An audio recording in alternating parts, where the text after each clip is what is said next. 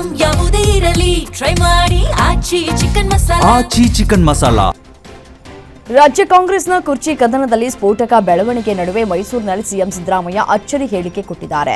ನನ್ನ ಕೊನೆ ಉಸಿರು ಇರೋವರೆಗೂ ರಾಜಕೀಯದಲ್ಲಿ ಇದ್ದು ಜನರ ಸೇವೆ ಮಾಡ್ತೇನೆ. ನಾನು ರಾಜಕೀಯದಲ್ಲಿ ಸೋಲು ಗೆಲುವು ಕಂಡಿದ್ದೇನೆ. ಸೋತಾಗಲೂ ಜನಸೇವೆ ಬಿಟ್ಟಿಲ್ಲ.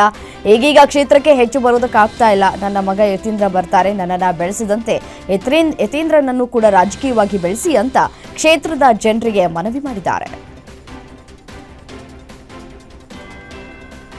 ಕರ್ನಾಟಕ ಕಾಂಗ್ರೆಸ್ನಲ್ಲಿ ಅಧಿಕಾರ ಹಂಚಿಕೆ ಕುರಿತ ಚರ್ಚೆಗಳು ಜೋರಾಗಿರುವ ಹೊತ್ತಲ್ಲಿ ಸಿದ್ದರಾಮಯ್ಯ ತಮ್ಮ ರಾಜಕೀಯ ಜೀವನದ ಕುರಿತು ಮಹತ್ವದ ಹೇಳಿಕೆ ಕೊಟ್ಟಿದ್ದಾರೆ. ನನ್ನ ಉಸಿರು ಇರೋವರೆಗೂ ರಾಜಕೀಯದಲ್ಲಿ ಇದ್ದು ಜನರ ಸೇವೆ ಮಾಡ್ತೇನೆ ಎನ್ನುವ ಮೂಲಕ ರಾಜಕಾರಣದಲ್ಲಿ ಹೊಸ ಅಲೆಯನ್ನೇ ಎಬ್ಬಿಸಿದ್ದಾರೆ. ಮೈಸೂರು ಜಿಲ್ಲೆಯ ವರುಣಾ ಕ್ಷೇತ್ರದ ವರಕೋಡು ಗ್ರಾಮದಲ್ಲಿ ನಡೆದ ಕಾರ್ಯಕ್ರಮದಲ್ಲಿ ಮಾತನಾಡಿದ ಅವರು ರಾಜಕೀಯ ಜೀವನದ ಬಗ್ಗೆ ಮನಬಿಚ್ಚಿ ಮಾತನಾಡಿದ್ದಾರೆ. ಕರ್ನಾಟಕ ಕಾಂಗ್ರೆಸ್ನಲ್ಲಿ ಮತ್ತೆ ಡಿನ್ನರ್ ಪಾಲಿಟಿಕ್ಸ್ ಜೋರಾಗಿದೆ. ವಿಧಾನಸಭೆ ಅಧಿವೇಶನ ನಡೀತಾ ಇರುವ ಸಮಯದಲ್ಲೇ ಕಾಂಗ್ರೆಸ್ ಆಂತರಿಕ ರಾಜಕೀಯ ಚಟುವಟಿಕೆಗಳು ಗರಿಗೆದರಿವೆ. ಉಪಮುಖ್ಯಮಂತ್ರಿ ಡಿಕೆ ಶಿವಕುಮಾರ್ ಕೆಲ ದಿನಗಳ ಹಿಂದೆ ಡಿನ್ನರ್ ಸಭೆ ಆಯೋಜಿಸಿದ್ದ ಬೆನ್ನಲ್ಲೇ ಈಗ ಮುಖ್ಯಮಂತ್ರಿ ಸಿದ್ದರಾಮಯ್ಯ ಕೂಡ ಸಚಿವರಿಗೆ ವಿಶೇಷ ಔತಣಕೂಟ ಏರ್ಪಡಿಸಿದ್ದಾರೆ. ಮಾರ್ಚ್ 16ರಂದು 15ಕ್ಕೂ ಹೆಚ್ಚು ಸಚಿವರಿಗೆ ಸಿದ್ದರಾಮಯ್ಯ ಸರ್ಕಾರಿ ನಿವಾಸ ಕಾವೇರಿಯಲ್ಲಿ ಡಿನ್ನರ್ ಪಾರ್ಟಿ ಆಯೋಜಿಸಿದ್ದು ರಾಜಕೀಯ ವಲಯದಲ್ಲಿ ತೀವ್ರ ಕುತೂಹಲವನ್ನು ಮೂಡಿಸ್ತಾ ಇದೆ. ಕಾಂಗ್ರೆಸ್ ಪಕ್ಷದಲ್ಲಿ ಎಲ್ಲವೂ ಸರಿಯಿಲ್ಲ ಎಂಬುದು ಮತ್ತೊಮ್ಮೆ ಬಹಿರಂಗವಾಗಿದೆ. ಸಿಎಂ ಸಿದ್ದರಾಮಯ್ಯ ಮಂಡಿಸಿದ ರಾಜ್ಯ ಬಜೆಟ್ ಕುರಿತು ಸ್ವಪಕ್ಷದ ಶಾಸಕರೇ ಈಗ ಬಹಿರಂಗವಾಗಿ ಅಸಮಾಧಾನವನ್ನು ವ್ಯಕ್ತಪಡಿಸ್ತಾ ಇದ್ದಾರೆ. ರಾಮನಗರ ಕ್ಷೇತ್ರದ ಶಾಸಕ ಇಕ್ಬಾಲ್ ಹುಸೇನ್ ಅವರು ಬಜೆಟ್ ನನಗೆ ಸಮಾಧಾನ ತಂದಿಲ್ಲ ಅನ್ನೋ ಮೂಲಕ ರಾಜಕೀಯ ವಲಯದಲ್ಲಿ ಸಂಚಲನ ಮೂಡಿಸಿದ್ದಾರೆ. ಅದಷ್ಟೇ ಅಲ್ಲ, ಸಂಪುಟ ಪುನರ್ರಚನೆ ಮಾಡದೇ ಇರುವುದಕ್ಕೂ ಕೂಡ ಶಾಸಕರು ಕೆಂಡಾಮಂಡಲರಾಗಿದ್ದಾರೆ. ಸಿಎಂ ಸಿದ್ದರಾಮಯ್ಯ ವಿರುದ್ಧ ಸ್ವಪಕ್ಷದ ಶಾಸಕ ಇಕ್ಬಾಲ್ ಹುಸೇನ್ ಕಿಡಿಕಾರಿದ್ದು ಡಿಕೆ ಶಿವಕುಮಾರ್ ಪರ ಬ್ಯಾಟಿಂಗ್ ಬೀಸಿದ್ದಾರೆ. ಅಭಿವೃದ್ಧಿಗಾಗಿ ನಾವು ಡಿಸಿಎಂ ಹಿಂದೆ ಹೋಗಬೇಕಿದೆ, ನಮ್ಮ ಕಷ್ಟ ಸುಖಗಳನ್ನ ಅವರ ಮೇಲೆಯೇ ಹಾಕಬೇಕಿದೆ ಅಂದ್ರು. ಇದಕ್ಕೆ ಕಾಂಗ್ರೆಸ್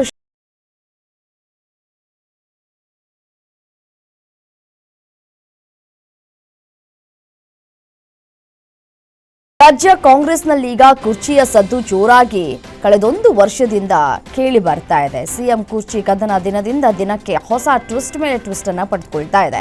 ಇದೀಗ ಹಿರಿಯ ಶಾಸಕರು ಸಹ ಕುರ್ಚಿಗಾಗಿ ಪಟ್ಟು ಹಿಡಿದಿದ್ದಾರೆ. ಕಾಂಗ್ರೆಸ್ ಸರ್ಕಾರ 2.5 ವರ್ಷ ಅಧಿಕಾರ ಪೂರ್ಣಗೊಳಿಸಿದ ಬೆನ್ನಲ್ಲೇ ಸಚಿವ ಸಂಪುಟ ನಿರೀಕ್ಷೆಯಲ್ಲಿದ್ದ ಹಿರಿಯ ಶಾಸಕರು ಸಚಿವ ಸ್ಥಾನಕ್ಕಾಗಿ ಡಿಮ್ಯಾಂಡ್ ಮಾಡ್ತಾ ಇದ್ದಾರೆ. ಕಾಂಗ್ರೆಸ್ ಪಕ್ಷದ 30ಕ್ಕೂ ಹೆಚ್ಚು ಹಿರಿಯ ಶಾಸಕರು ಸಚಿವ ಸಂಪುಟ ಪುನರ್ರಚನೆಗೆ ಒತ್ತಾಯಿಸಿ ಬೌರಿಂಗ್ ಕ್ಲಬ್ನಲ್ಲಿ ಸಭೆ ನಡೆಸಿದ್ದಾರೆ. ಸಚಿವ ಭೈರತಿ ಸುರೇಶ್ ಅವರು ರಾಜ್ಯದ 2ನೇ ಮುಖ್ಯಮಂತ್ರಿ ಇದ್ದ ಹಾಗೆ ನೋಡಿದ್ರೆ ಸಿಎಂಗಿಂತ ನೀವೇ ಪವರ್ಫುಲ್ ಅಂತ ಜೆಡಿಎಸ್ ಶಾಸಕ ಜಿಟಿ ದೇವೇಗೌಡ ಕಿಡಿಕಾರಿದ್ದಾರೆ. ವಿಧಾನಸಭೆಯಲ್ಲಿ ಪ್ರಶ್ನೋತ್ತರ ಕಲಾಪದಲ್ಲಿ ಅವರು ಆಡಿದ ಮಾತು ಸದನದ ಗಮನ ಸೆಳೆದಿದೆ. ಸಿಎಂ ಸಿದ್ದರಾಮಯ್ಯ ಅವರಿಗೆ ಆಡಳಿತದಲ್ಲಿ 40 ವರ್ಷಗಳ ಅನುಭವ ಇದೆ. ಹಾಗಿದ್ರೂ ನಗರಾಭಿವೃದ್ಧಿ ಇಲಾಖೆ ಸಚಿವರು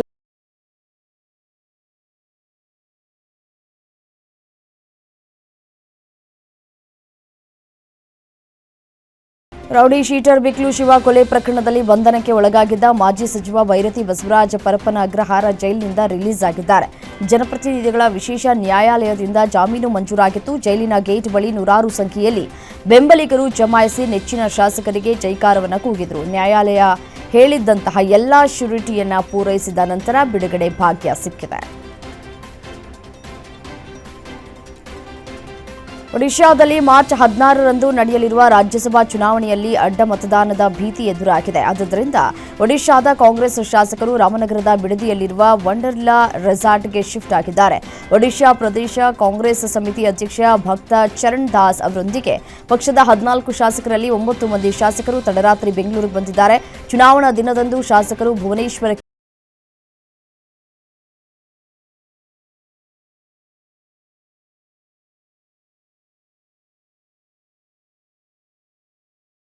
ಭ್ರಷ್ಟಾಚಾರ ಆರೋಪ ಕೇಳಿಬಂದಿದೆ. ಅಂಗನವಾಡಿಗಳಿಗೆ ಆಹಾರ ಪೂರೈಕೆಗಾಗಿ ಟೆಂಡರ್ನಲ್ಲಿ ಅಕ್ರಮ ಆರೋಪ ಹಿನ್ನೆಲೆ ದೀಪಕ್ ಪಾಟೀಲ್ ಸಲ್ಲಿಸಿದ್ದ ಅರ್ಜಿ ವಿಚಾರಣೆ ಮಾಡಿದ ಕಲಬುರಗಿ ಹೈಕೋರ್ಟ್ ಲೋಕ ತನಿಖೆಗೆ ಸೂಚಿಸಿದೆ.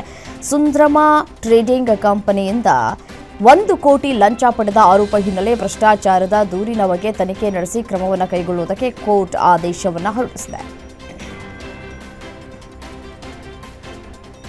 ದೇಶಾದ್ಯಂತ ಎಲ್ಪಿಜಿ ಗ್ಯಾಸ್ ಸಿಲಿಂಡರ್ ಕೊರತೆಯ ಬಗ್ಗೆ ಸಾಕಷ್ಟು ಊಹಾಪೋಹಗಳು ಎದ್ದಿವೆ. ಹೀಗಾಗಿ ಜನರು ಗ್ಯಾಸ್ ಏಜೆನ್ಸಿಗಳ ಮುಂದೆ ಮುಗಿಬಿದ್ದು ಮುಂಗಡವಾಗಿ ಸಿಲಿಂಡರ್ ಬುಕ್ ಮಾಡಿಕೊಳ್ತಾ ಇದ್ದಾರೆ. ಈ ಬಗ್ಗೆ ಭಾರತದ ತೈಲ ಸಚಿವಾಲಯ ಸ್ಪಷ್ಟನೆ ನೀಡಿದ್ದು, ದೇಶದಲ್ಲಿ ಯಾವುದೇ ರೀತಿಯ ಎಲ್ಪಿಜಿ ಕೊರತೆ ಉದ್ಭವವಾಗಿಲ್ಲ. ಜನರು ಪ್ಯಾನಿಕ್ ಆಗಿ ಸಿಲಿಂಡರ್ ಬುಕ್ ಮಾಡಿಕೊಳ್ಳುವುದನ್ನು ನಿಲ್ಲಿಸಿ ಅಂತ ಮನವಿ ಮಾಡಿದ್ದಾರೆ.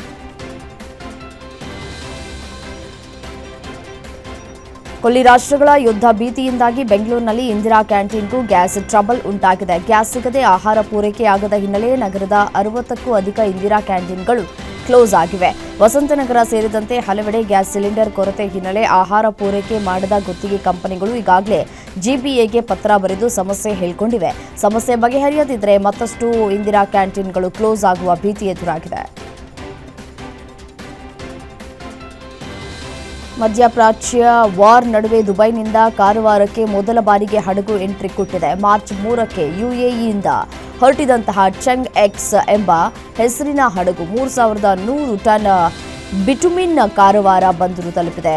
ಹರ್ಮುಜ್ ಜಲಸಂಧಿಯಿಂದ ಹಡಗು ಬರುವುದಕ್ಕೆ ಇರಾನ್ ನಿರ್ಬಂಧ. ಈ ಹಿನ್ನೆಲೆ ಯುಎಇಯ ಪೋರ್ಪಖಾನ್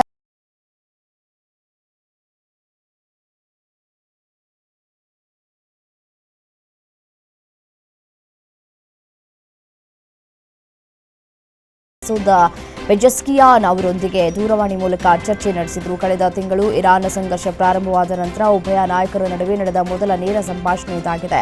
ಈ ವೇಳೆ ಇರಾನ್ ನಾಗರಿಕರ ಸಾವು ನೋವು, ಮೂಲ ಸೌಕರ್ಯಗಳ ನಾಶದ ಬಗ್ಗೆ ಪ್ರಧಾನಿ ಮೋದಿ ಗಂಭೀರವಾಗಿ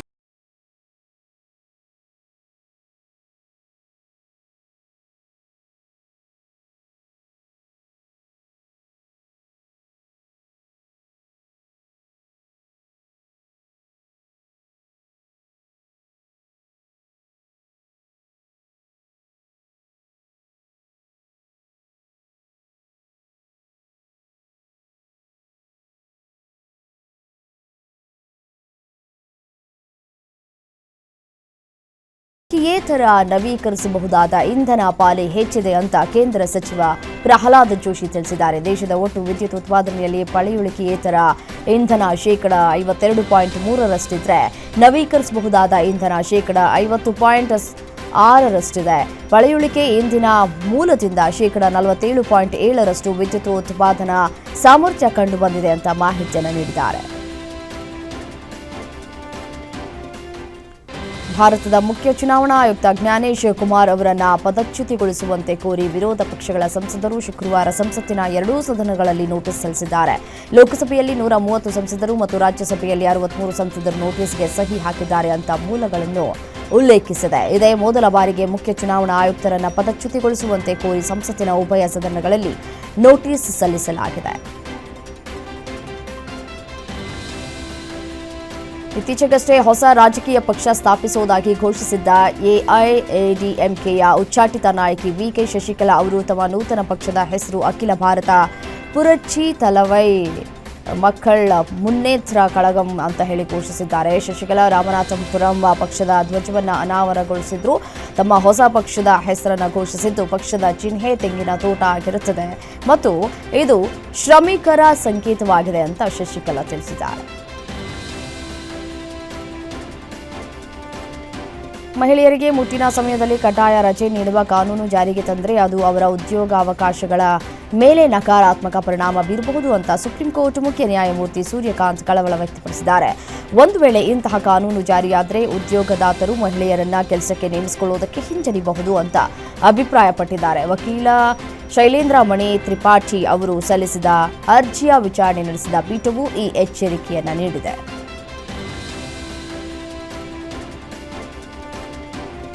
ಒಬಿಸಿ ಮೀಸಲಾತಿಗೆ ಸಂಬಂಧಿಸಿದಂತೆ ಸುಪ್ರೀಂ ಕೋರ್ಟ್ ಮಹತ್ವದ ತೀರ್ಪು ನೀಡಿದೆ. ಕೆನೆ ಪದರ ನಿರ್ಧರಿಸುವಾಗ ಕೇವಲ ಪೋಷಕರ ಆದಾಯವನ್ನು ಮಾತ್ರ ಮಾನದಂಡವಾಗಿ ಪರಿಗಣಿಸಲು ಸಾಧ್ಯವಿಲ್ಲ ಅಂತ ಹೇಳಿದೆ. ಸಾರ್ವಜನಿಕ ವಲಯದ ಉದ್ಯಮಗಳು ಮತ್ತು ಖಾಸಗಿ ಸಂಸ್ಥೆಗಳಲ್ಲಿ ಕೆಲಸ ಮಾಡುವವರ ಮಕ್ಕಳನ್ನು ಸರ್ಕಾರಿ ನೌಕರರ ಮಕ್ಕಳಿಗಿಂತ ಭಿನ್ನವಾಗಿ ನೋಡುವುದು ಸರಿಯಲ್ಲ. ಇದು ತಾರತಮ್ಯ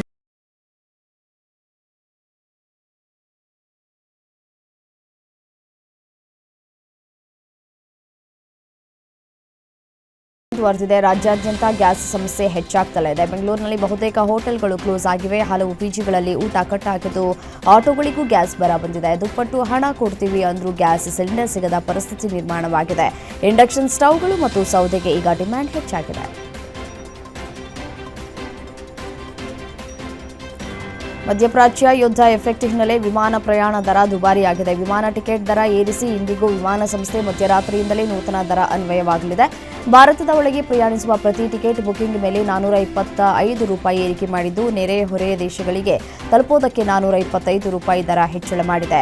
ಮಿಡಲ್ ಈಸ್ಟ್ ದೇಶಗಳಿಗೆ ಸಂಚರಿಸುವ ಪ್ರಯಾಣಿಕರಿಗೆ ₹900 ಏರಿಕೆಯಾಗಿದ್ದು, ಸೌತ್ ಈಸ್ಟ್ ಏಷ್ಯಾ ಮತ್ತು ಚೀನಾಗೆ ತೆರಳುವುದಕ್ಕೆ ₹1,800 ಹಾಗೂ ಯುರೋಪ್ ದೇಶಗಳಿಗೆ ಸಂಚರಿಸುವುದಕ್ಕೆ ₹2,300 ಹೆಚ್ಚುವರಿ ದರ ನಿಗದಿ ಮಾಡಲಾಗಿದೆ.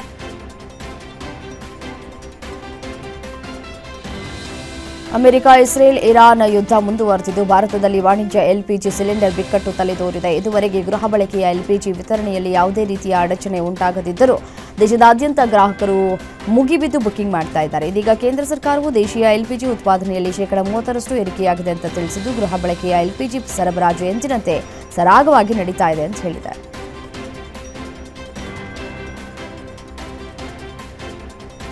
ಇರಾನ್ ಮೇಲೆ ಅಮೆರಿಕ, ಇಸ್ರೇಲ್ ಜಂಟಿ ವಾರ್ನಿಂದ ಪರಿಸ್ಥಿತಿ ತಲೆದೋರಿರುವ ಹಿನ್ನೆಲೆಯಲ್ಲಿ ತೈಲ ಬೆಲೆ ಗಗನಕ್ಕೇರ್ತಾ ಇದೆ. ಹಲವು ತೈಲ ಟ್ಯಾಂಕರ್ಗಳು ಸಮುದ್ರದಲ್ಲಿ ನಿಂತಿದ್ದು ಯುದ್ಧ ಅಂತ್ಯವಾಗುವ ಲಕ್ಷಣ ಕಾಣಿಸ್ತಾ ಇಲ್ಲ. ಆದ್ದರಿಂದ ಭಾರತ ಸೇರಿ ಇತರೆ ದೇಶಗಳು ತಾತ್ಕಾಲಿಕವಾಗಿ ರಷ್ಯಾದ ತೈಲ ಖರೀದಿಸುವುದಕ್ಕೆ ಡೊನಾಲ್ಡ್ ಟ್ರಂಪ್ ಅನುಮತಿ ನೀಡಿದ್ದಾರೆ. ಮಾರ್ಚ್ 12ರಂದು ಮಧ್ಯರಾತ್ರಿ ಅಥವಾ ಅದಕ್ಕೂ ಮುನ್ನ ಲೋಡ್ ಮಾಡಲಾದ ರಷ್ಯನ್ ಕಚ್ಚಾ ತೈಲ ಮತ್ತು ಪೆಟ್ರೋಲಿಯಂ ಉತ್ಪನ್ನಗಳ ವಹಿವಾಟಿಗೆ ಗ್ರೀನ್ ಸಿಗ್ನಲ್ ಕೊಟ್ಟಿದೆ. ಈ ಅನುಮತಿ ಏಪ್ರಿಲ್ 11ರವರೆಗೆ ಮಾತ್ರ ಇರಲಿಕ್ಕಿದೆ. ತೈಲ ಬೆಲೆ ಏರಿಕೆಯಾದರೆ ಅಮೆರಿಕ ಬಹಳಷ್ಟು ಲಾಭ ಗಳಿಸಲಿದೆ ಅಂತ ಅಮೆರಿಕ ಅಧ್ಯಕ್ಷ ಡೊನಾಲ್ಡ್ ಟ್ರಂಪ್ ಹೇಳಿದ್ದಾರೆ. ತಮ್ಮ ಟ್ರೂತ್ ಸಾಮಾಜಿಕ ಜಾಲತಾಣದಲ್ಲಿ ಪೋಸ್ಟ್ ಮಾಡಿದ ಅವರು, ಅಮೆರಿಕ ವಿಶ್ವದ ಅತಿದೊಡ್ಡ ತೈಲ ಉತ್ಪಾದಕ ರಾಷ್ಟ್ರವಾಗಿದೆ. ತೈಲ ಬೆಲೆಗಳು ಏರಿದಾಗ ನಾವು ಬಹಳಷ್ಟು ಹಣವನ್ನು ಗಳಿಸ್ತೇವೆ. ಆದರೆ ಅದಕ್ಕಿಂತಲೂ ಮುಖ್ಯವಾಗಿ ಇರಾನ್ ಪರಮಾಣು ಶಸ್ತ್ರಾಸ್ತ್ರಗಳನ್ನು ಹೊಂದುವುದನ್ನು ತಡೆಯೋದು ನನ್ನ ಮೊದಲ ಆದ್ಯತೆ ಅಂತ ಬರೆದಿದ್ದಾರೆ.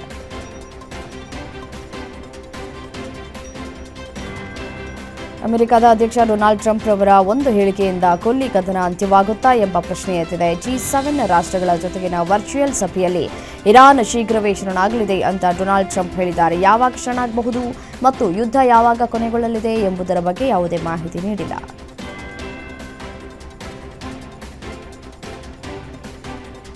ಇರಾನ್ ಮೇಲೆ ಅಮೆರಿಕ ಮತ್ತು ಇಸ್ರೇಲ್ ನಡೆಸಿದ ಜಂಟಿ ವೈಮಾನಿಕ ದಾಳಿಯಲ್ಲಿ ಇರಾನ್ನ ಮಾಜಿ ಸರ್ವೋಚ್ಚ ನಾಯಕ ಅಯತೊಲಾ ಅಲಿ ಖಮೇನಿ ಅವರ ಪತ್ನಿ ಮನ್ಸೌರೆ ಕೂಡ ಹತ್ಯೆಯಾಗಿದ್ದಾರೆ ಎನ್ನಲಾಗಿತ್ತು. ಆದರೆ ಇದೀಗ ಅವರು ಜೀವಂತವಾಗಿದ್ದಾರೆ ಅಂತ ಇರಾನಿನ ಮಾಧ್ಯಮಗಳು ವರದಿ ಮಾಡಿವೆ. ಇತ್ತ ಅಮೆರಿಕ, ಇಸ್ರೇಲ್ ಎದುರು ಇರಾನ್ ಶರಣಾಗತಿಯಾಗಲಿದೆ ಅಂತ ಡೊನಾಲ್ಡ್ ಟ್ರಂಪ್ ತಿಳಿಸಿದ್ದಾರೆ.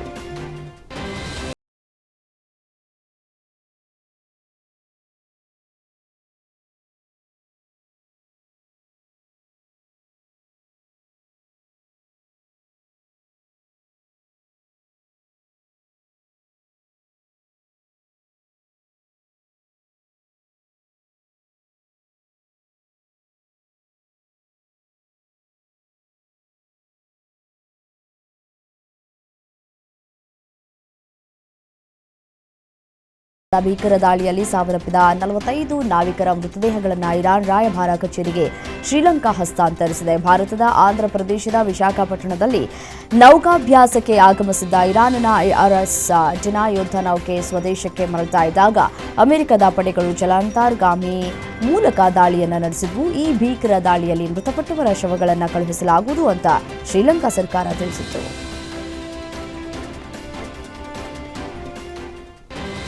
ಒಮಾನ್ನ ಸೋಹಾರ್ ನಗರದ ಮೇಲೆ ಇರಾನ್ ನಡೆಸಿದ ಡ್ರೋನ್ ದಾಳಿಯಲ್ಲಿ 2 ಭಾರತೀಯರು ಸಾವನ್ನಪ್ಪಿದ್ದು 10 ಭಾರತೀಯರು ಸೇರಿದಂತೆ 11 ಜನರು ಗಾಯಗೊಂಡಿದ್ದಾರೆ. ಅಲ್ ವಾಹಿ ಕೈಗಾರಿಕಾ ಪ್ರದೇಶದಲ್ಲಿ ಡ್ರೋನ್ ದಾಳಿ ನಡೆದಿದೆ. ಇದರ ಪರಿಣಾಮವಾಗಿ 2 ವಿದೇಶಿ ಕಾರ್ಮಿಕರು ಸಾವನ್ನಪ್ಪಿದ್ದಾರೆ. ಕೊಲ್ಲಿ ವಿಭಾಗದ ಹೆಚ್ಚುವರಿ ಕಾರ್ಯದರ್ಶಿ ಅಸೀಂ ಮಹಾಜನ್ ಈ ಘಟನೆ ಮಸ್ಕತ್ ಬಳಿಯ ಸೋಹಾರ್ ನಗರದಲ್ಲಿ ನಡೆದಿದೆ ಅಂತ ದೃಢಪಡಿಸಿದ್ದಾರೆ. ಇರಾನ್ನೊಂದಿಗಿನ ಯುದ್ಧಕ್ಕೆ ಸಂಬಂಧಿಸಿದಂತಹ ಕಾರ್ಯಾಚರಣೆಗಳ ಸಮಯದಲ್ಲಿ ಪಶ್ಚಿಮ ಇರಾಕ್ನಲ್ಲಿ ಯುಎಸ್ ವಾಯುಪಡೆಯ ವೈಮಾನಿಕ ಇಂಧನ ತುಂಬುವ ವಿಮಾನವು ಅಪಘಾತಕ್ಕೀಡಾಗಿದೆ ಅಂತ ಯುಎಸ್ ಮಿಲಿಟರಿ ತಿಳಿಸಿದೆ. ರಕ್ಷಣಾ ತಂಡಗಳು ಪ್ರದೇಶವನ್ನು ಶೋಧಿಸುತ್ತಿವೆ. ಒಂದು ವಿಮಾನ ಪಶ್ಚಿಮ ಇರಾಕ್ನಲ್ಲಿ ಅಪಘಾತಕ್ಕೀಡಾಗಿದ್ದರೆ ಇನ್ನೊಂದು ವಿಮಾನ ಸುರಕ್ಷಿತವಾಗಿ ಇಳಿಯಿತು. ಈ ಅಪಘಾತವು ಯುದ್ಧ ಕಾರ್ಯಾಚರಣೆಯಿಂದ ಉಂಟಾಗಿಲ್ಲ ಅಂತ ಮಿಲಿಟರಿ ಅಧಿಕಾರಿಗಳು ತಿಳಿಸಿದ್ದಾರೆ.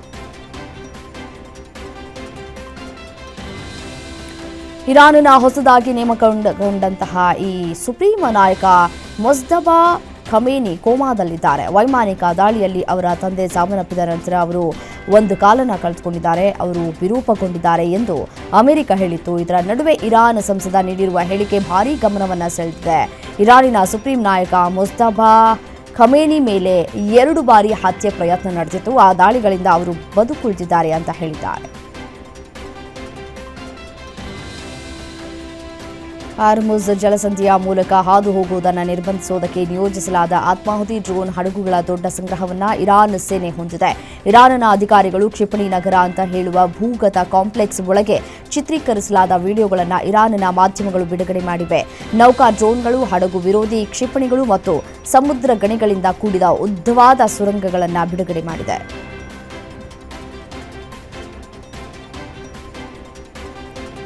ಇರಾನ್ ಇಸ್ರೇಲ್ ಅಮೆರಿಕ ಯುದ್ಧದ ಪರಿಣಾಮ ಈಗ ವಿಮಾನಯಾನಕ್ಕೂ ತಟ್ಟಿದೆ. ಭಾರತದ ಅತಿದೊಡ್ಡ ವಿಮಾನಯಾನ ಸಂಸ್ಥೆ ಇಂಡಿಗೋ ವಿಮಾನದಲ್ಲಿ ಇಂಧನ ಬೆಲೆ ನಿಗದಿ ಮಾಡಲಾಗಿದೆ.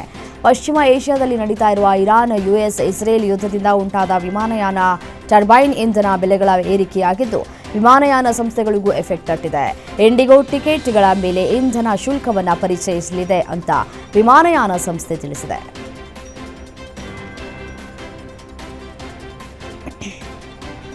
ಪಶ್ಚಿಮ ಏಷ್ಯಾದಲ್ಲಿ ಇರಾನ್ ಇಸ್ರೇಲ್ ಅಮೆರಿಕ ನಡುವಿನ ಯುದ್ಧ ಭಾರತದ ಜವಳಿ ಉದ್ಯಮದ ಮೇಲೆ ಪರಿಣಾಮ ಬೀರುತ್ತಾ ಇದೆ. ಯುದ್ಧ ದೀರ್ಘಕಾಲ ಮುಂದುವರೆದರೆ ಜವಳಿಯ ಪ್ರಮುಖ ನೆಲೆಗಳಲ್ಲಿ ಒಂದಾಗಿರುವ ರಾಜಸ್ಥಾನದ ಭಿಲ್ವಾರಾ ಕೂಡ ಬಳಲಿದೆ ಅಂತ ಉದ್ಯಮ ತಜ್ಞರ ಕಳವಳವನ್ನು ವ್ಯಕ್ತಪಡಿಸಿದ್ದಾರೆ. ತಯಾರಾಗುವ ಜವಳಿಗಳು Saudi Arabia, Kuwait, Qatar, UAE ಮತ್ತೆ ಒಮಾನ್ ಮತ್ತು ಬಹ್ರೇನ್ಗಳಿಗೆ ರಫ್ತಾಗುತ್ತೆ. ಆದರೆ ಇದೀಗ ಈ ಗಲ್ಫ್ ರಾಷ್ಟ್ರಗಳು ಸಂಘರ್ಷಕ್ಕೆ ಒಳಗಾಗಿದ್ದು ಜಾಗತಿಕ ಅನಿಶ್ಚಿತತೆ ಬಂದರುಗಳನ್ನು ಮುಚ್ಚುವಂತೆ ಮಾಡಿದೆ.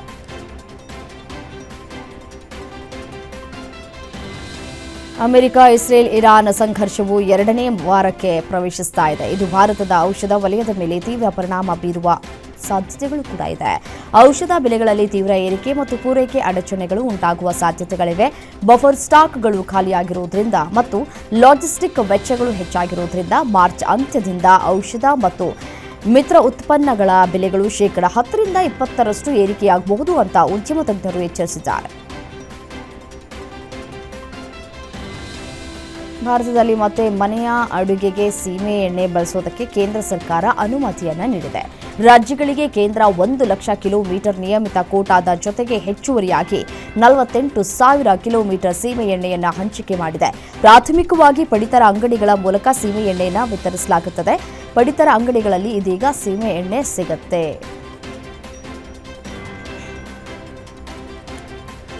ಹಾರ್ಮುಜ್ ಜಲಸಂಧಿಯ ಮೂಲಕ ಭಾರತಕ್ಕೆ ತೈಲ ಮತ್ತು ಗ್ಯಾಸ್ ಟ್ಯಾಂಕರ್ಗಳನ್ನು ಸಾಗಿಸುವುದಕ್ಕೆ ಅನುಮತಿ ನೀಡುವುದಕ್ಕೆ ಭಾರತದ ವಿದೇಶಾಂಗ ಸಚಿವ ಇರಾನ್ ಸಚಿವರ ಬಳಿ ಮನವಿ ಮಾಡಿದ್ರು. ಆ ಮನವಿಗೆ ಸ್ಪಂದಿಸಿದ್ದ ಇರಾನ್ ತನ್ನ ಒಪ್ಪಿಗೆಯನ್ನು ನೀಡಿತ್ತು. ಅದರ ಬೆನ್ನಲ್ಲೇ ಇದೀಗ 40,000 ಮೆಟ್ರಿಕ್ ಟನ್ ಎಲ್ಪಿಜಿ ಹೊಂದಿರುವ ಭಾರತದ 2 ಗ್ಯಾಸ್ ಟ್ಯಾಂಕರ್ ಹಡಗುಗಳಿಗೆ ಇರಾನ್ ಸುರಕ್ಷಿತ ಮಾರ್ಗವನ್ನು ಒದಗಿಸಿದೆ. ಹೀಗಾಗಿ 2 ಟ್ಯಾಂಕರ್ಗಳು ಹಾರ್ಮುಜ್ ಜಲಸಂಧಿಯನ್ನ ದಾಟಿ ಬಂದಿವೆ.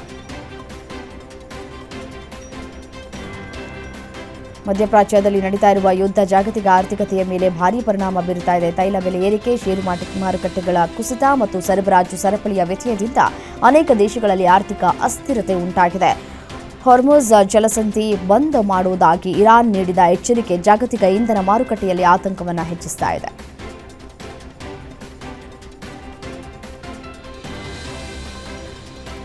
ಅಮೆರಿಕ ಇರಾನ್ ಮಧ್ಯೆ ಯುದ್ಧ ನಡೀತಾ ಇದ್ರೆ ಇನ್ನೊಂದು ಕಡೆ ಪಾಕಿಸ್ತಾನ ಮತ್ತು ಅಫ್ಘಾನಿಸ್ತಾನದ ಮಧ್ಯೆ ನಡೀತಾ ಇರುವ ಕಾದಾಟ ತೀವ್ರಗೊಳ್ಳುವ ಸಾಧ್ಯತೆ ಇದೆ.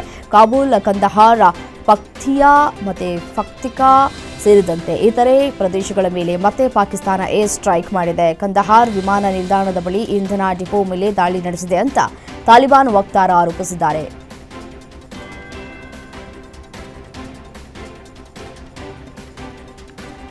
ದಿ 100 ಲೀಗ್ನಲ್ಲಿ ಸನ್ರೈಸರ್ಸ್ ಲೀಡ್ಸ್ ತಂಡ ಪಾಕಿಸ್ತಾನಿ ಆಟಗಾರ ಅಬ್ರಾರ್ ಅಹ್ಮದ್ ಅವರನ್ನು ಖರೀದಿಸಿದ್ದು ವಿವಾದಕ್ಕೆ ಕಾರಣವಾಗಿದೆ. Sunrisers Leeds IPL franchise Sunrisers ಹೈದರಾಬಾದ್ನ ಅಂಗಸಂಸ್ಥೆಯಾಗಿದೆ. ಹೀಗಾಗಿ ವಿದೇಶಿ ಲೀಗ್ನಲ್ಲಿ ಪಾಕಿಸ್ತಾನಿ ಆಟಗಾರರನ್ನು ಖರೀದಿಸಿದ್ದಕ್ಕಾಗಿ ಫ್ರಾಂಚೈಸಿಯ ಮಾಲೀಕರಾದ ಕಾವ್ಯ ಮಾರನ್ ವಿರುದ್ಧ ಭಾರತೀಯರು ಸಿಡಿದೆದ್ದಿದ್ದಾರೆ. ಇನ್ನು ಇಡೀ ದೇಶದಾದ್ಯಂತ ಸನ್ರೈಸರ್ಸ್ ಗ್ರೂಪ್ ಮೇಲೆ ಟೀಕೆಗಳ ಮಳೆಗರೆಯಲಾಗ್ತಾ ಇದೆ.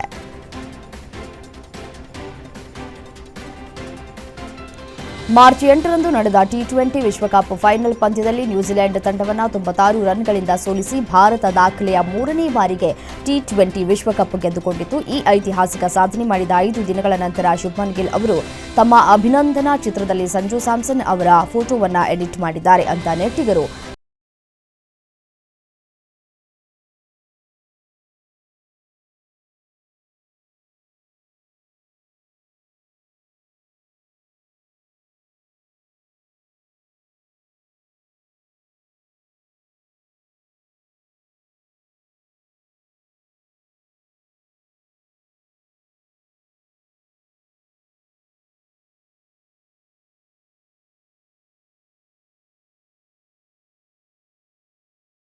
ಮುಸ್ತಫಿಜುರ್ ರೆಹಮಾನ್ ಅವರನ್ನು ಕೋಲ್ಕತಾ ನೈಟ್ ರೈಡರ್ಸ್ ತಂಡದಿಂದ ಬಿಡುಗಡೆ ಮಾಡಿದ ಬಳಿಕ ವೇಗದ ಬೌಲಿಂಗ್ ವಿಭಾಗಕ್ಕೆ ಇದೀಗ ಮತ್ತೊಂದು ದೊಡ್ಡ ಹೊಡೆತ ಬಿದ್ದಿದೆ. ಮತ್ತೊಬ್ಬ ವೇಗದ ಬೌಲರ್ ಹರ್ಷಿತ್ ರಾಣಾ ಕೂಡ ಗಾಯದ ಸಮಸ್ಯೆಯನ್ನು ಎದುರಿಸ್ತಾ ಇದ್ದಾರೆ. ಇದು ಕೆಕೆಆರ್ಗೆ ಭಾರೀ ಹಿನ್ನಡೆಯನ್ನ ತಂದುಕೊಟ್ಟಿದೆ.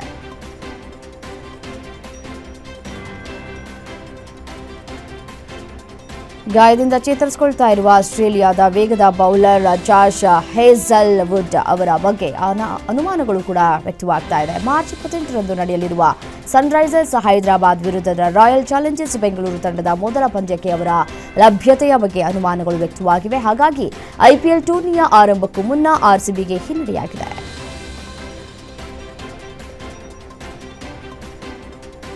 ಎಂಎಸ್ ಧೋನಿ ಇಲ್ಲದೆ ಚೆನ್ನೈ ಸೂಪರ್ ಕಿಂಗ್ಸ್ ತಂಡ ಅಪೂರ್ಣ. ಆದರೆ ಈ ಬಾರಿಯ ಟೂರ್ನಿ ಅವರಿಗೆ ಕೊನೆಯದ್ದಾಗಿದೆ ಅಂತ ಮಾಜಿ ಆಟಗಾರ ಇರ್ಫಾನ್ ಪಠಾಣ್ ಹೇಳಿದರು. 19ನೇ ಸೀಸನ್ ಆಡುವುದಕ್ಕೆ ಧೋನಿ ಸಜ್ಜಾಗ್ತಾ ಇರುವಾಗಲೇ ಇರ್ಫಾನ್ ಅವರ ಈ ಹೇಳಿಕೆ ಧೋನಿ ಅಭಿಮಾನಿಗಳಿಗೆ ಬೇಸರವನ್ನು ಮೂಡಿಸಿದೆ.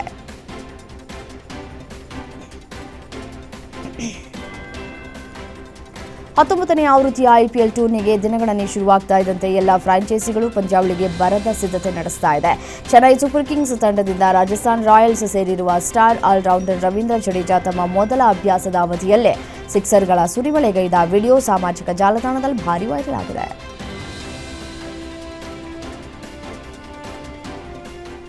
ನಟ ವಿಜಯ್ ಅವರ ಕೌಟುಂಬಿಕ ಬದುಕಿನ ಸಮಸ್ಯೆಗಳು ಈಗ ಬೀದಿಗೆ ಬಂದಿವೆ. ಪತ್ನಿ ಸಂಗೀತಾ ಅವರಿಂದ ದೂರ ಇರುವ ಸುದ್ದಿಗಳ ನಡುವೆಯೇ ಪುತ್ರ ಚೇತನ್ ಸಂಜಯ್ ತಮ್ಮ ಹೆಸರಿನಲ್ಲಿದ್ದ ತಂದೆಯ ಇನಿಷಿಯಲ್ ವಿ ತೆಗೆದುಹಾಕಿ ತಾಯಿ ಹೆಸರಿನ ಎಸ್ ಸೇರಿಸಿಕೊಂಡಿದ್ದಾರೆ ಎಂಬ ಸುದ್ದಿ ವೈರಲ್ ಆಗಿದೆ.